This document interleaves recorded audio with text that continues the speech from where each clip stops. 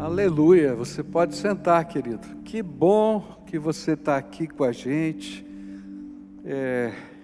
Eu sei que tem muita gente que está assistindo a gente através da televisão, através do rádio, através dos meios de comunicação, mas é diferente estar no templo, né? A gente sente diferente na hora do louvor. Eu não sei, né? Esse negócio de cantar sozinho em casa é esquisito a beça, né? Se você tem uma voz bonita, maravilha, mas se você tem uma voz taquara rachada que nem a minha, então aí você vai se sentindo meio estranho de cantar. Mas quando chega no meio do povo, assim, parece que a gente nem escuta a voz da gente, escuta a voz do povo e vai sentindo essa alegria de estar na presença do Senhor. Então, quero dizer que é tão bom a gente estar junto aqui e adorar a Deus. Outra coisa boa que está acontecendo é poder voltar a fazer os batismos, né? E você não imagina a ginástica que está sendo para fazer os batismos, porque como a gente não estava fazendo desde fevereiro, então a gente tem em torno quase 500 pessoas que estão se preparando para o batismo, e dentre essas quase 500, né, cerca de mais de 200 estão prontinhos, só falta batizar. E aí só pode batizar de 5 em 5, né? Porque a gente tem 5 salas diferentes para cada um se trocar num lugar diferente. Então tem todo um aparato, né? Então tem batismo acontecendo sexta-feira à noite, sábado o dia inteiro, manhã, tarde e noite, e domingo nos 3 cultos, só para você ter uma ideia, né? O que está acontecendo, e daqui até o final do ano vai ser assim, se não mudar nada em termos de cuidados, né, com relação ao coronavírus. Mas está sendo um tempo de tanta alegria, de a gente ver o povo de Deus que tem tomado decisões, celebrando junto com a gente. Outra coisa que eu quero enfatizar para você: não perca o missionar. O missionar vai ser algo maravilhoso se você puder estar nos cultos presenciais, aleluia. Se não puder, participa online, porque tem tanta coisa linda, tem tanta coisa que está acontecendo no mundo, que a hora que a gente toma ciência disso, o nosso coração fica assim, transbordante de alegria. Então não perca, porque é tanta coisa linda, né? Um dos pregadores vai ser o Elias. O Elias tem Dantas, mas quando ele começa a falar do que Deus está fazendo no Oriente Médio, o que Deus está fazendo em países que você nem pode imaginar, você ouviu aí da Bielorrússia, que está tendo tantos problemas, como a palavra de Deus está crescendo naquele lugar, tão cheio de perseguições de tantas maneiras. Você fica apaixonado por perceber a graça de Deus acontecendo. Então, se você puder estar presente nos cultos, aleluia. Se não puder, participa online, que você vai ser tremendamente edificado. E eu tenho um motivo de gratidão, não é? Porque essa semana, né, eu vou completar 40 anos de ministério. Eu tenho 32 anos já de ministério nesta igreja, como pastor dessa igreja, mais 8 anos na Igreja Batista de Água Branca, em São Paulo. Ao todo são 40 anos. É por isso que eu tenho cabelo branco, viu? São já 40 anos de ministério. Então eu queria agradecer a Deus o privilégio de poder exercer o ministério e ter alegria, né, em fazer isso. Alguém me perguntou o que eu seria se não fosse pastor, e eu me lembro que eu fiquei pensando e falei assim: acho que eu não presto para mais nada, a não ser para ser pastor, porque essa é a minha vocação, esse é aquilo que Deus colocou no meu coração. E no dia 4, é isso, né? Domingo, não esse, o outro, eu vou comemorar junto com vocês esses 40 anos, né? E a gente vai celebrar junto e agradecer a Deus por isso. Então estou convidando você, né, para o meu aniversário de 40 anos. Deixa eu me arrumar bonitinho aqui, né, para me comemorar junto com você meu aniversário de 40 anos de ministério. Queria meditar na palavra de Deus no livro de Jeremias, capítulo 18, versículos de 1 a 12. E esse é um dos textos talvez mais conhecidos do livro de Jeremias, onde o Senhor faz um ato profético, manda ele realizar um ato profético, que é uma ilustração, uma parábola viva, que ele tinha que realizar. A palavra de Deus diz assim: o Senhor deu outra mensagem a Jeremias: desça até a casa do oleiro, e eu lhe falarei ali. Fui à casa do oleiro, e o encontrei trabalhando na roda, mas o vaso de barro que ele estava fazendo não saiu como desejava, por isso ele amassou o barro e começou novamente. E então o Senhor me deu esta mensagem: ó Israel, acaso não posso fazer com vocês o mesmo que o oleiro fez com o barro? Como o barro está nas mãos do oleiro, vocês estão em minhas mãos. Se eu anunciar que uma nação ou o reino será arrancado, derrubado e destruído, mas essa nação abandonar seus maus caminhos, não a destruirei como havia planejado. E se eu anunciar que plantarei e edificarei uma nação ou o reino, mas essa nação praticar o mal e não quiser me obedecer, não a abandonarei como havia declarado. Portanto, Jeremias, vai e proclame a todo o povo de Judá e aos habitantes de Jerusalém: assim diz o Senhor, planejo calamidade para vocês e não o bem. Por isso, cada um abandone seus maus caminhos e faça o que é certo. Não perca o seu tempo, o povo respondeu. Continuaremos a viver como quisermos e a seguir os desejos teimosos de nosso coração perverso. Pai querido, nesta hora, ajuda-nos não apenas a compreender a Tua palavra. Pai, é tão claro esse texto. Mas, Senhor, aplica a mensagem desta parábola na vida da gente. Aplica, Senhor, para que possamos perceber o que o Senhor tem para falar conosco e que nós possamos ouvir e responder à voz do Senhor hoje, Pai. É aquilo que oramos em nome de Jesus. Amém e amém. Esta parábola, ela ilustra com beleza e muita simplicidade, e de maneira tão prática, uma verdade central. Qual é a verdade central? Eu e você, todos nós somos barro nas mãos do grande oleiro, Deus Todo-Poderoso. Essa é a verdade que está ali. Eu e você somos barro na mão do oleiro. E ela foi dada, como eu falei, como um ato profético. O que era um ato profético? Era quando Deus dizia para um profeta fazer uma determinada coisa, tá? E que isso se transformasse numa ilustração prática da mensagem ou da profecia que ele estaria proclamando. Então Deus disse: olha, vá para a casa do oleiro e olha o oleiro trabalhando, não é? Eu não sei se dá para colocar na tela uma imagem lá de um oleiro trabalhando, que eu coloquei ali no sermão.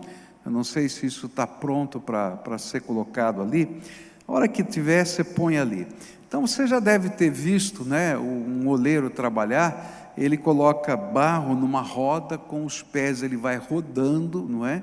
E com o toque das suas mãos ele vai dando forma ao vaso e vai construindo assim o oleiro. E ele disse: olha, presta atenção, como é que o oleiro trabalha. E eu quero dizer para você que Israel, que o povo, que você, que todos nós somos barro nas mãos do oleiro. E essa ilustração, ela é parte de um sermão muito maior. O sermão começa no capítulo 11. Se você quiser depois estudar em casa, você começa a ler Jeremias a partir do capítulo 11 e o sermão termina no capítulo 20. Foi um sermão longo, tá? Ele começa no capítulo 11 e no versículo 20 ele tem uma ilustração, no meio tem essa parte do oleiro. E o meu objetivo nesse estudo da palavra de Deus é tentar aprender as lições que o Senhor queria demonstrar através dessa ilustração. Então a primeira grande lição é essa: você é barro na mão do oleiro. E pode parecer alguma coisa muito simples, mas na prática, há muitas pessoas que não creem e nem aceitam esta realidade. Eu sou independente, não é? Eu sou uma pessoa que faço o que quero, sou dono do meu nariz.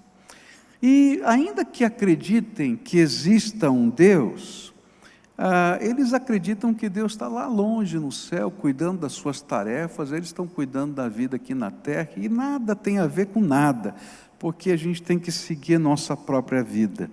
Mas o que a Bíblia está ensinando para a gente é que desde Adão, não é? E se a gente lembrar da história da criação do homem, Deus vai pegar barro, vai amassar o barro, vai fazer um bonequinho e vai soprar nas narinas o fôlego da vida. Então, desde Adão, a Bíblia vai mostrar para a gente que nós somos barro na mão do oleiro, que o Senhor está trabalhando a nossa vida, que Ele é o dono da nossa existência, e que sem Ele nós nada somos e nem podemos existir.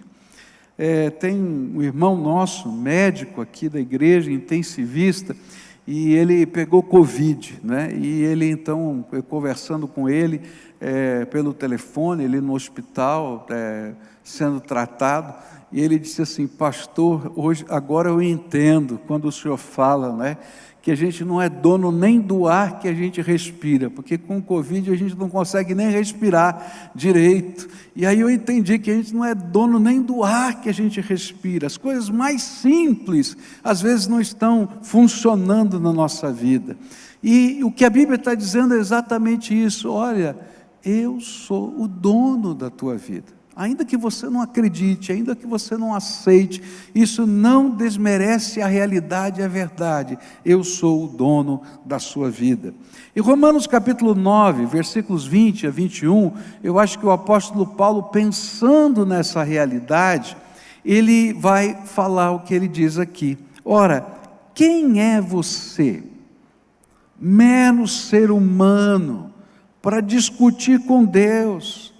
Acaso o objeto criado pode dizer àquele que o criou: por que você me fez assim? O oleiro não tem o direito de usar o mesmo barro para fazer um vaso para uso especial e outro para uso comum? E aí a gente vai pegar o cerne dessa mensagem. Quem é você? Você é só barro na mão do oleiro. Mas a pergunta é: por que o Senhor colocou essa ilustração para falar disto para o povo de Judá? Por que Ele precisava dizer isso? A razão disso é que eles haviam construído uma sociedade que se distanciava do projeto de Deus e que refletia as crenças e valores que eles mesmos tinham inventado e que eles acreditavam ser melhores do que os próprios propósitos de Deus. Mas, na verdade, aquilo que eles estavam construindo aos olhos do Criador, do oleiro, era algo horrível. E o pior, os próprios pagãos que estavam passando e vendo a sociedade dos judeus diziam: é horrível, e balançavam a cabeça, porque os próprios pagãos que não criam em Deus viam a desgraça que eles estavam construindo. Isso aparece lá em Jeremias capítulo 18, onde versículos 13 em diante diz assim: portanto, eu, o Senhor, digo, perguntem a todas as nações, por acaso já houve alguma coisa igual? Eles fizeram desta terra uma coisa horrorosa, que será desprezada para sempre. Todos os que passarem ficarão espantados e balançarão a cabeça.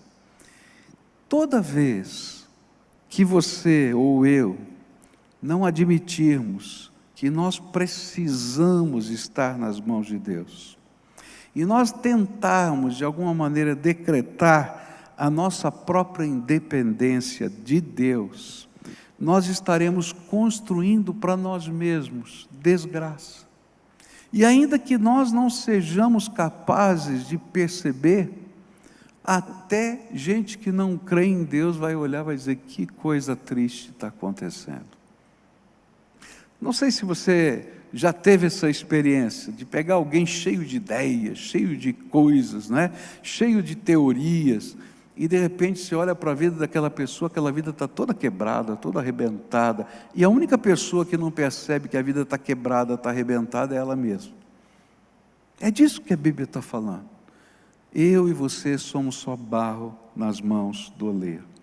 Uma outra parábola contada por Jesus para ensinar essa verdade foi a parábola do filho pródigo, onde naquela parábola o filho vai dizer para o pai: me dá a minha herança, né, antecipada, porque eu tenho um plano diferente do Senhor, eu vou cuidar da minha vida do meu jeito.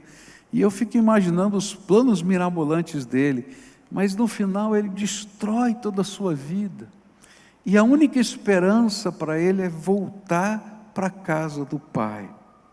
Essa semana eu soube de uma pessoa que alguns anos atrás, eu pude conversar muito com essa pessoa, pude alertá-la, que o caminho que essa pessoa estava construindo não era bom, mas ainda que essa pessoa expressasse ter temor do Senhor no seu coração, chegou um momento que ela disse: não, é esse o meu desejo, é isso que eu quero, eu vou fazer isso. E passaram-se alguns anos, cerca de 2 anos, e ontem, essa semana, fiquei sabendo como está a vida dessa pessoa, quebrada, destruída, arrebentada, doente. Por quê? Porque toda vez que a gente tentar caminhar sem a graça de Deus na nossa vida, a gente constrói desgraça para a gente mesmo. E é por isso que o Senhor está dizendo: olha, Israel, você é só barro na minha mão. Há algo imutável, contra o qual não adianta a gente lutar. Eu e você dependemos da graça de Deus. Por isso, o tema dessa parábola está dizendo assim: deixe a sua vida ser moldada pelo toque suave de Deus. Permita que Ele possa fazer de você o vaso bonito que o artista idealizou, que é Deus, para que você seja abençoado. Admita que Ele tem todo o direito de mexer na sua vida, porque Ele é o Criador da sua própria existência, e sem Ele você não pode existir. Eu me lembro de uma jovem que um dia me procurou para conversar, e essa moça estava profundamente interessada nas coisas do Evangelho, mas ela tinha uma grande dificuldade. Quando a gente dizia: olha, você precisa entregar a sua vida para Jesus. E o significado disso é: de hoje em diante não é você mais dono da sua vida, o dono da sua vida é o Senhor. De hoje em diante quem decide o teu futuro não é você, é Deus. De hoje em diante não é mais a tua vontade, mas a vontade de Deus. A gente assistiu o batismo aqui. O batismo significa isso: quando alguém é mergulhado na água, ele está dizendo: olha, eu morri para mim mesmo, fui enterrado, mas quando fui levantado das águas, não é? E esse é o simbolismo do batismo, eu nasci de novo para viver uma nova vida com Cristo Jesus, como meu Senhor absoluto. E essa moça dizia para mim assim: pastor, eu amo Deus, eu gosto de Deus, mas eu quero ser dona da minha vida, eu quero decidir as coisas por mim mesmo. Eu falei: querida, não tem como você entender quem é Deus na sua vida se você não deixar Jesus ser o Senhor da sua vida. E essa é a mensagem dessa parábola: você é só barro na mão do oleiro. E a segunda lição desse texto é ainda mais complicada, porque cresce a intensidade do que Deus está falando para Israel. Por quê? Nos versículos 4, 5 e 6, ele vai dizer assim: mas o vaso de barro que estava fazendo não saiu como desejava, por isso ele amassou o barro e começou novamente. E então o Senhor me deu esta mensagem: ó Israel, acaso não posso fazer com vocês o mesmo que o oleiro fez com o barro? E a segunda lição desse texto é que o Senhor não somente tem direito de moldar o barro, como Ele mesmo estabeleceu critérios próprios de qualidade, que já nos foram revelados na sua palavra. Como é que Ele vai lidar com esse barro? Qual é o tipo de vaso que Ele está construindo? Que tipo de qualidades Ele está delineando? Eles são de Deus, vieram de Deus, nasceram de Deus, e Ele já revelou isso na sua palavra. E à luz destes critérios é que Ele vai nos abençoar ou vai nos quebrantar. Olha só, é isso que está aqui. Ou Ele vai nos abençoar, ou Ele vai nos quebrantar. O que está por trás dessa afirmação era o conceito errado que o povo tinha da maneira como Deus trataria o seu povo. Quando a gente lê os capítulos de 11 até 17, a gente vai entender esse contexto. Eles acreditavam que porque Deus tinha feito uma promessa a Abraão, eles poderiam controlar o Senhor pelas suas promessas. Nós somos o povo escolhido de Deus e abençoado por Deus. Então não tem jeito, o Senhor tem que nos abençoar e acabou, o Senhor prometeu. E o Senhor está falando, espera aí, você não entendeu muito bem como é que funciona esse negócio. Outra coisa que eles imaginavam era porque eram o povo escolhido por Deus, nada poderia tocá-los. E eles estavam na iminência de uma guerra contra uma das maiores potências do mundo, e eles tinham certeza de que seriam vitoriosos por causa dessas promessas. E Deus está dizendo, olha, você não entendeu ainda, eu tenho critérios, eu vou abençoar se você tiver dentro daquilo que eu planejei para você, mas se você não tiver dentro daquilo que eu planejei para você, eu vou ter que fazer como o oleiro faz, eu vou ter que amassar esse barro e fazer outra vez.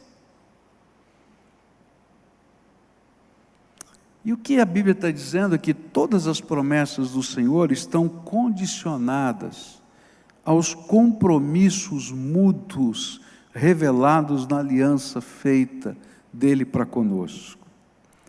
Por isso a mensagem era, que vai aparecer nos capítulos 11 até o capítulo 17, e se você ler essa semana esse texto, você vai aprender isso lá, é que oração sem compromisso com transformação vira catástrofe. O que ele está dizendo? Se você estudar a Bíblia, você vai ver que aquele povo tinha altares levantados em todas as casas. E diante da ameaça que estava acontecendo, eles estavam fazendo jejum e oração. Eles estavam fazendo momentos de busca. Mas só que eles não queriam mexer na vida. Eles não queriam mexer na vida. Eles simplesmente queriam fazer os atos litúrgicos. É comum a gente ver isso dentro da cultura brasileira, não é? Onde a gente faz promessas, tá? Então eu prometo que eu vou andar com uma cruz nas minhas costas durante quilômetros. Eu prometo que vou subir as escadarias de não sei quantos degraus de joelhos. Mas o que a Bíblia diz é que todos esses atos litúrgicos, até parecendo piedosos, se eu não deixo Deus mexer na minha vida, mexer nos meus problemas, me dá uma nova percepção da realidade, à luz daquilo que Ele está vendo, eles se tornam em calamidade. Sabe por quê? Porque Deus não pode abençoar. Deus não abençoa o pecado. Gente, tem uma cena horrível, horrível, eu tenho vergonha daquela cena. Quando o pessoal, não sei se você lembra, anos atrás, um pessoal que recebe propina, tá, no governo, E aí se juntam com o dinheiro, contam o dinheiro, juntam-se e agradecem a Deus pelo dinheiro da propina. Me dá uma vontade assim de dizer, Deus detestou tanto aquilo que publicou em todo quanto foi jornal televisivo do mundo, para dizer, eu abomino essas coisas. Você acha que Deus ouviu aquela oração? Você entende o que eu quero dizer? Então, oração, sem deixar Deus moldar a nossa vida como oleiro, vira calamidade. Deus publica no jornal, porque Ele diz, não é isso que eu estou pedindo para vocês, não é esse tipo de religiosidade, o que eu quero é tocar a tua vida com os meus dedos, e fazer você ser transformado pela minha graça. Também nos capítulos 11 a 17, a gente vai descobrir que a profecia sem conversão não salva. E aí a gente vai aprender que existiam muitos profetas, mas muitos profetas, e o profeta diferente para o gosto de cada um. Então, se você acredita mais ou menos assim, então vinha um profeta que falava mais ou menos aquilo que você queria ouvir. E eram poucos os profetas que falavam a verdade de Deus. Então eu diria assim que havia um profeta para o gosto de cada freguês. E não produziam transformação, mudança espiritual, moral. E aí o Senhor está dizendo, não adianta, porque se não houver conversão, não há salvação. Olha só, quando Jeremias pregou essa mensagem foi tão indigesta, ela foi tida como tão radical, como tão fora da normalidade, que além do povo dizer, não adianta pregar isso aqui que eu não vou seguir, olha só o que eles planejaram. Versículo 18 diz assim, aí o povo disse, vamos dar um jeito de nos livrarmos de Jeremias, pois sempre haverá sacerdotes para nos ensinar, sábios para nos dar conselhos, e profetas para anunciar a mensagem de Deus. Vamos fazer acusações contra ele e deixar de ouvir o que ele diz. Gente, olha só, que coisa tremenda. E eu fico pensando que essa continua sendo a resposta de muita gente. Eu fiquei pensando essa semana, né, que os dois, um juiz e um procurador da República, que foram os ícones nesse país de combate à corrupção, os dois receberam censura. O juiz Bretas, do Rio de Janeiro, e o Deltan, aqui de Curitiba. Quando eu li esse texto, eu falei, parece a mesma coisa. E aí aparecem os sábios, aparecem os pregadores, que dizem, olha, não pode ser assim, tem que ser assado, não pode ser assim desse jeito. Gente, é tudo para continuar do mesmo jeito. Agora não é só na política que acontece isso não, é na minha vida e na tua vida. E aí eu gosto de ouvir o João, o Pedro e o Antônio, porque eles concordam comigo. E detesto aquele outro que está falando da palavra de Deus. E aí eu tento desacreditar. Eu me lembro que há 10 anos atrás eu falei numa mensagem a respeito, numa palavra minha, a respeito dos planos do PT para o Brasil, e me lembro dos comentários que surgiram depois, não é? E eu falei aquilo baseado no que eu tinha lido na convenção do partido, do estatuto e assim por diante. E me lembro que alguém disse assim, não, ele disse isso porque ele quer eleger fulano de tal, porque ele tem um cargo político, que ele vai ganhar tanto. Eu não sei de onde esse cara tiraram esse negócio da cabeça. E eu fico pensando, olha, é a mesma coisa, sempre foi assim. Quando eu não gosto daquilo que Deus está falando, eu me rebelo. E eu tento silenciar essa voz na minha alma e no meu coração. E se essa voz estiver na sociedade, eu vou espernear, para que isso não aconteça de alguma maneira. E é isso que a Bíblia está dizendo aqui. Por isso, profeta, sábio, sacerdote, que não promova transformação na tua vida, mudança de valores, mudança de conduta, para você ser um melhor pai, uma melhor mãe, um melhor marido, uma melhor esposa, para você ser um melhor profissional, para você fazer diferença nessa terra, não vale nada. É fruto da nossa própria sociedade, querendo manter o seu status quo.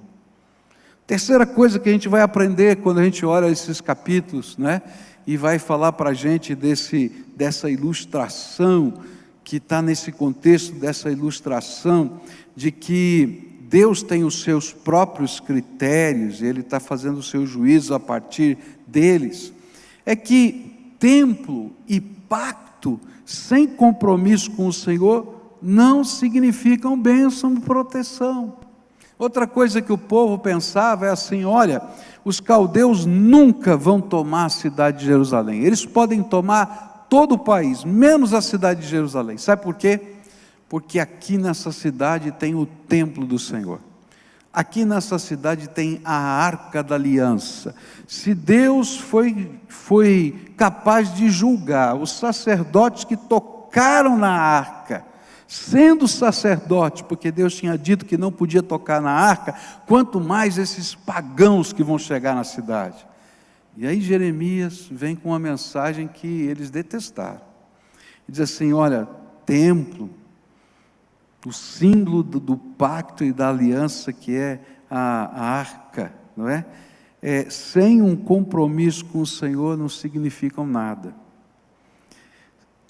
E é interessante porque o livro de Ezequiel vai dizer que a glória do Senhor se afastou do templo.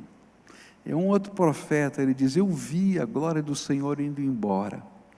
E aquele lugar não era mais o templo de Deus, porque Deus foi embora. Ele foi expulso daquele lugar. E o próprio profeta Ezequiel, no capítulo 8, vai dizer: sabe por que ele foi expulso? E aí numa profecia, não é?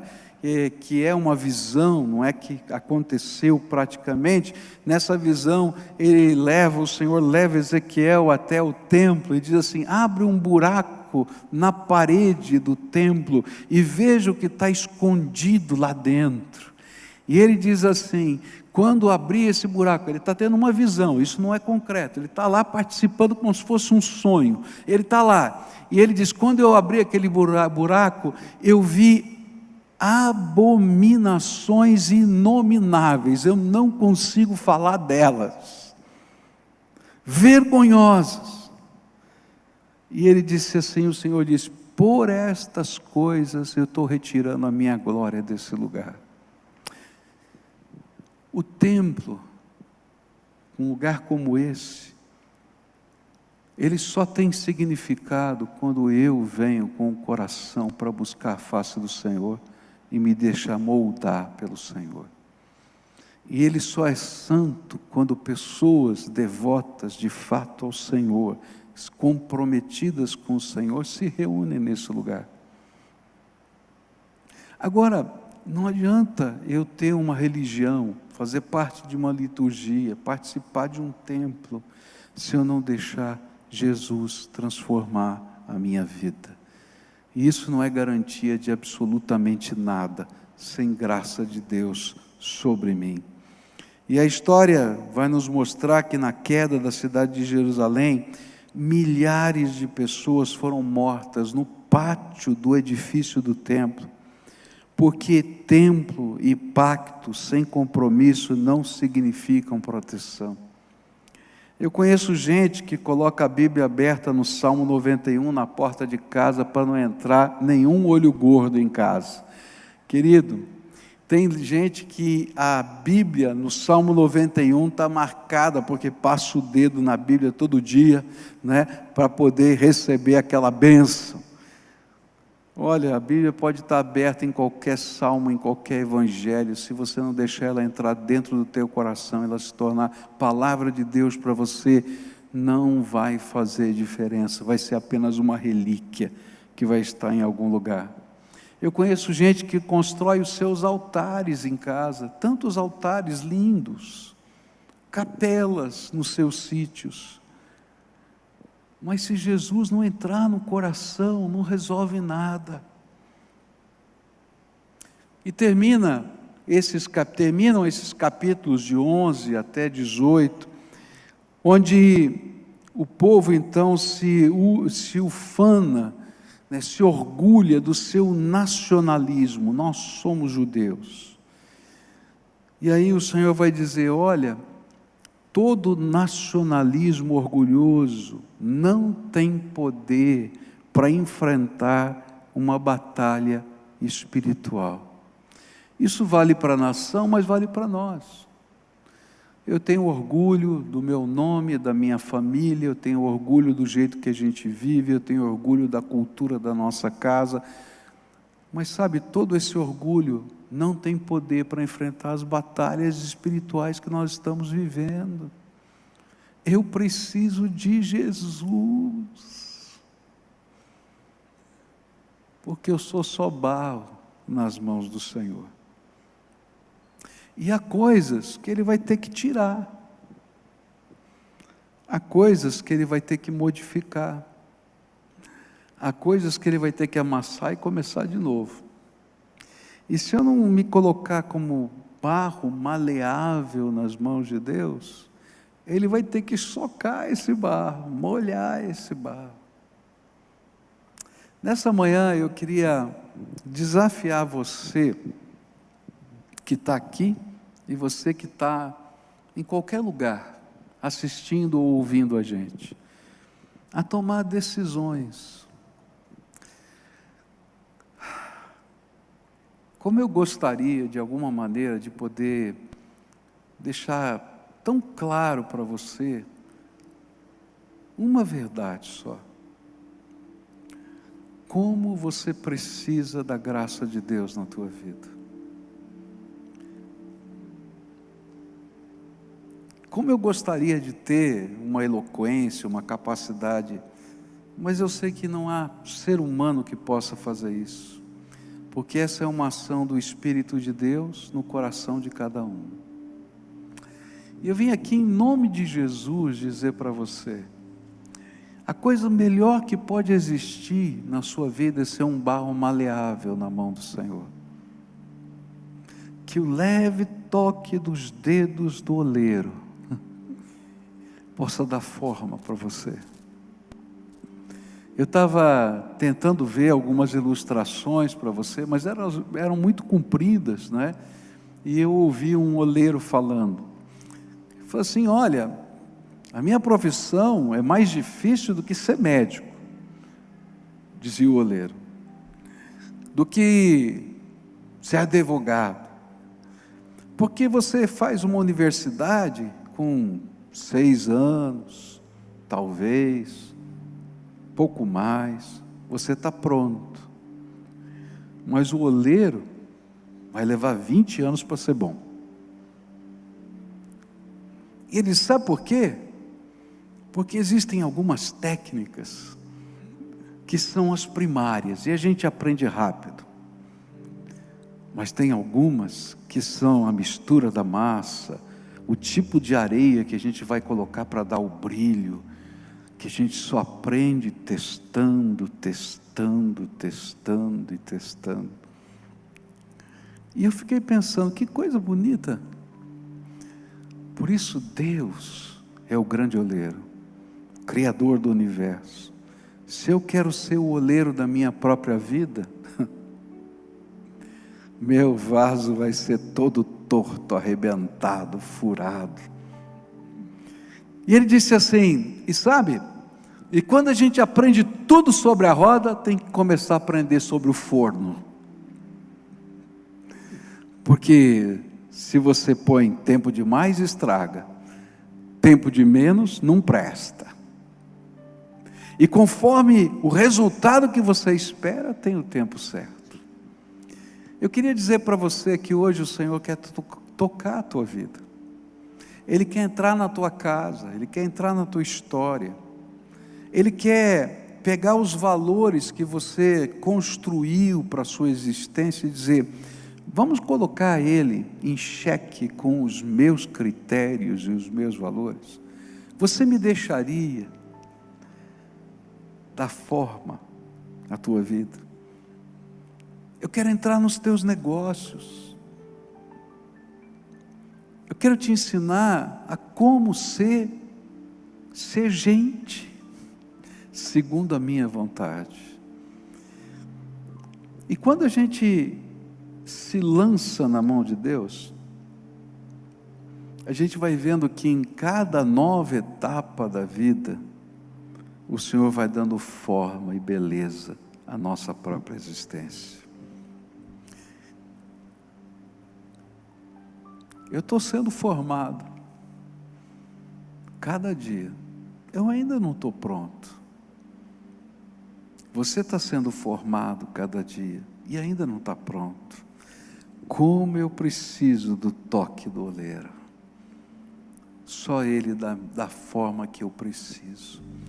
Então hoje eu queria desafiar você a fazer entregas. Eu não sei na tua vida como é, mas eu sei como é às vezes na minha vida. Há algumas entregas que para mim são tão fáceis de fazer, tranquilas, mas há algumas entregas tão difíceis, e nelas eu sou duro. Eu estava olhando um oleiro trabalhar, e eu acho que estava empedrado, né? Eu estava vendo pelo YouTube, né? E ele estava, acho que tinha alguma coisa no barro que não estava boa, e ele teve que puxar aquilo, jogar fora, e começar a fazer de novo aquilo lá. Às vezes tem áreas da nossa vida que estão empedradas, que estão enroladas, a gente patina nelas o tempo todo, está sempre rodando e cai naquele mesmo lugar. Essas são as áreas que a gente tem que começar entregando, mas não pode parar só nelas, porque o vaso inteiro é de Deus, e nós só somos barro nas mãos dele. Então curva a sua fronte agora, e começa a orar ao Senhor, com as suas palavras, o que o Espírito Santo de Deus testificou no seu coração hoje, qual é a mensagem que Ele está te dando, e vai fazendo as entregas da tua vida, coloca a tua vida, coloca a tua família, coloca a maneira como você é como pessoa, nas mãos do Senhor, e deixa o Espírito de Deus moldar você. Onde você está empedrado, fala: Senhor, eu estou empedrado aqui, e convida Jesus para ser o Senhor da tua vida, absoluto. Agora toma cuidado, que Ele vai aceitar esse convite, e vai começar a mexer na tua vida, porque eu e você somos só barro nas mãos do Senhor. Pai querido, escuta o clamor do teu povo. Escuta, Senhor, o clamor do teu povo. E abençoa, e abençoa, e abençoa.